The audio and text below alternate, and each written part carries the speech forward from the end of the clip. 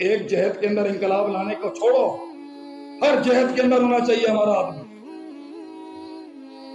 تو یہودیوں نے کہا ایسا کیا کریں کہ یہ طاقت اور یہ جو آواز نکل رہی ہے نا ان کے گلوں سے، جس چودھریوں کی طرح آ کے یہ بیان کرتے ہیں اپنا مسئلہ کا مطلب، اس کو تھوڑی سی رفتار سے لو۔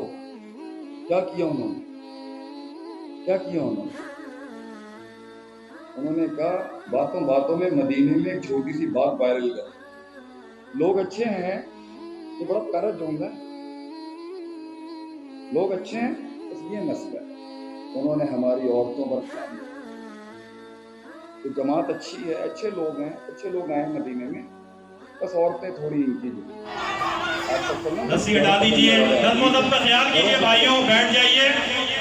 یہاں پر موجود ہے شیخ انشاءاللہ خطاب کریں گے، نظم و ضبط کا خیال کیجئے۔ میں گزارش کروں گا، ہمارے پیچھے مجھے اپنے شیخ صبیب شاہد بھی نظر آ رہے ہیں، ان کو بھی آگے تشریف لے کر ادھر ساتھی لے کر آئیں۔ اور اب میں بلا کسی تاخیر انشاءاللہ قاری خلیل الرحمن جاوید صاحب خطاب فرمائیں گے۔ ایک بار ذرا مزید طرف دونوں ہاتھ اٹھا کے نعرے کا جواب دیں گے آپ۔ نعرہ تکبیر!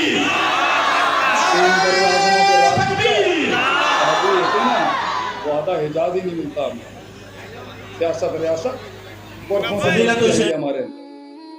ہمارا قرآن کھڑا ہے، سیاست و شریعت، دلوں پہ راج کرنا آتا ہے نبوی تعلیم سے،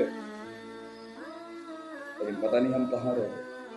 بات کا اختتام کرتے ہیں، آپ صلی اللہ علیہ وسلم ہر قسم کی اس مخالف بوجھ دیکھیں آپ، منافقین کا وار علیحدہ ہے، مشرکین کا وار علیحدہ ہے، کفار کا وار علیحدہ ہے، یہودیوں کے وار علیحدہ ہے۔ آپ صلی اللہ علیہ وسلم یہ سٹریس بھی لے رہے ہیں، عالم بھی تیار کریں، جنگیں بھی تیار کریں، عورتوں کو بھی دیکھیں، ہر قسم کی فقہ کا بھی مرتب کریں، پھر آپ بارڈر کے محافظ بھی پیدا کریں، پھر آپ کوارڈینیشن بھی کریں، پھر آپ آپس کے بیچ میں ارسال اور ترسیل کا سلسلہ بھی رکھیں، اس سارے کے بیچ کے اندر اوس اور خزرج آپس کے اندر رکھیں۔ تو تمہیں یاد ہے ہم نے تمہیں بھڑکایا تھا کسی زمانے کے، عصبیت پرستی دیکھیں، وطن پرستی دیکھیں، وطن پرستی